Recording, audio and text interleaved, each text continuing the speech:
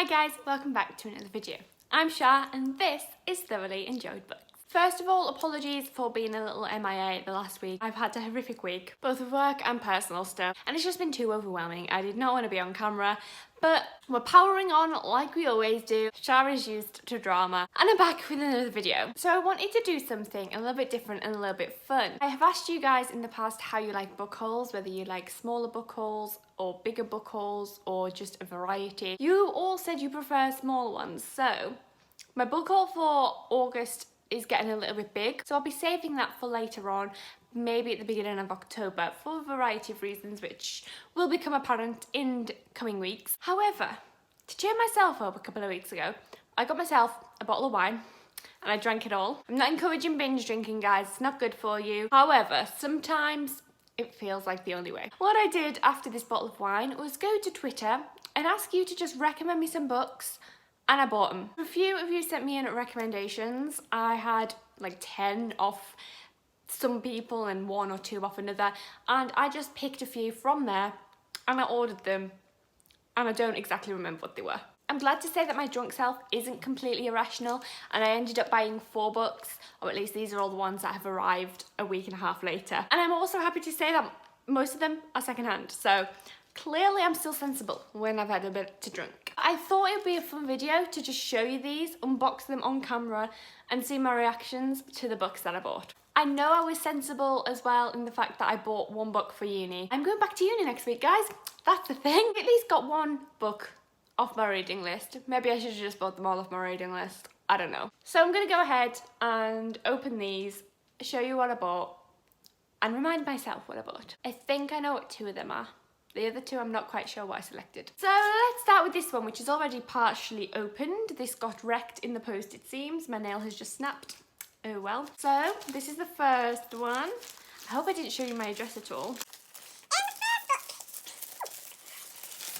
And the first book is The Nowhere Girls by Amy Reed. I have seen this everywhere, but I have no idea what it's about, and that is going to be a theme with these books, guys. I don't know what most of these books are about. They're every girl, but they start with just 3. Grace, the preacher's daughter, who moves into the former house of a girl whose pain still adorns the walls.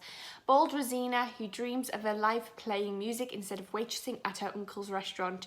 And misunderstood Erin, the girl who finds more solace in science and order than she does in people. They are brought together by the idea of changing the narrative of Lucy Moynihan, the girl behind the graffiti in Grace's bedroom. When Grace learns that Lucy was run out of town for accusing the popular guys at school of gang rape, whoa, that escalated quickly. She's incensed that she never got justice. Together, Grace, Erin and Rosina form the Nowhere Girls and decide to avenge the rape of a girl none of them knew. So this sounds really intense. It also sounds really good. I have heard amazing things about this book. I believe my friend Lily recommended me this. Actually, a few people recommended this. I think Lily and Amber are 2 people who recommended this to me, and maybe a couple of others. It's quite long with quite small font, but hopefully I'll get through it, and I do like books with a bit of an intense theme, so this sounds really interesting. It also sounds really important, and I can't wait to read it. Now we have 2 second hands. So one of these is a uni book. I think it's this one. Let's see if I'm right. No, okay. I don't remember ordering this one. So this is Tiger Lily by Jodie Lynn Anderson. I do remember that it was Amber who recommended this one to me. I've known Amber for about 7 years now. She's one of the first people I knew from BookTube, and I really do remember her raving about this book all that time ago. So I believe this is a retelling of Peter Pan. So Tiger Lily doesn't believe in love stories or happy endings until she meets Peter Pan in the forbidding woods of Neverland.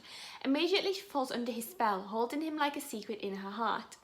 Peter is unlike anyone she's ever known. Reckless and brave, he both scares and enthralls her. She will risk everything, her family, her future, to be with him. But Tiger Lily soon discovers that the most dangerous enemy can live inside even the most loyal and loving heart. I don't know if I've ever mentioned before, but I'm not the biggest Peter Pan fan. I kind of hate Peter Pan. However, I do like Captain Hook, so I hope he makes an appearance in here because he's a pirate. That's literally the only reason I like him. And I liked Once Upon a Time when they did Peter Pan, so maybe I'll like this book. Or maybe I won't. This one is the one I got for uni because I do remember I got it secondhand. Why is everything so hard to get into? I remember doing like unboxings years ago and they were not this hard. Then again, everything was paper then. Why have we moved to plastic? So this is Hangover Square by Patrick Hamilton. This is a book I had to buy for uni, and it is about, well, I'm not sure what it's about, but it is a modernist novel. London, 1939, and in grimy publands of Earl's Court, George Harvey Byrne is pursuing a helpless infatuation. Netta is cool, contemptuous, and hopelessly desirable to George. George is adrift in a drunken hell, except in his dead moments when something goes click in his head and he realises without a doubt that he must kill her.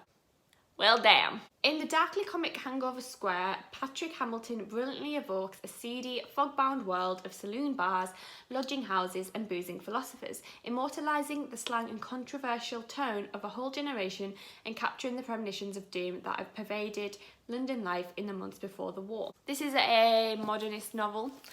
I don't know what it's about other than what I've just read on the blurb. All I know is it's on my reading list, so I went and picked it up because I need it, and I have a few other books that I need to buy for uni, so those are going to be in a coming book haul, but not quite yet. So I picked this one up because I think it was like £1.90. The last book then is the only book that I bought new. I believe this is one I wanted to read for a while anyway, that keeps being recommended to me. This is A Study in Charlotte by Brittany Cavallaro. I have heard so much about this series. This is a modern day retelling of Sherlock Holmes, but by Charlotte. That's kind of pretty obvious, but I think this is like a teen mystery. You've never seen Watson and Holmes like this before. I think the main love interest is called Jamie, and everyone seems to love Charlotte and Jamie, so I'm definitely excited to see what this ship is all about. The last thing Jamie Watson wants is a rugby scholarship to Sherringford, a Connecticut prep school just an hour away from his estranged father.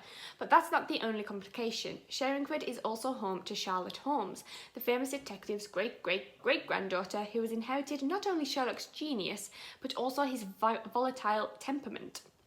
From the moment they meet, there's a tense energy between them. Ooh, and they seem more destined to be rivals than anything else. But when a Sherringford student dies under suspicious circumstances, ripped straight from the most terrifying of the Sherlock Holmes stories, Jamie can no longer afford to keep his distance. Jamie and Charlotte are being framed for murder. Equal parts tender, thrilling and hilarious, A Study in Charlotte is the first in a trilogy brimming with wit and edge-of-the-seat suspense. Lily goes on about this book continuously. Like, I see on her channel and on her Twitter account so goddamn often that I have wanted to read this book for actually quite a long time. And look, the cover is really cool. Also, the main character is called Charlotte, and you very rarely get characters called Charlotte, even though it's quite a popular name. Because of the ship, because of the romance, because of the, I believe, enemies to lover trope in this book, I'm sure I'm gonna love it. So these are the 4 books that I bought one night when I was a little bit tipsy and just decided this would be a fun video idea. Let me know in the comments if you have read any of these books, and if you have, what did you think of them? I would love to know. As usual, I will leave all my links in the description box down below. Go and check them out. I'm really looking forward to getting to these and just seeing what you thought I had to buy immediately. Thank you all for watching, and I'll see you again very, very soon. Bye.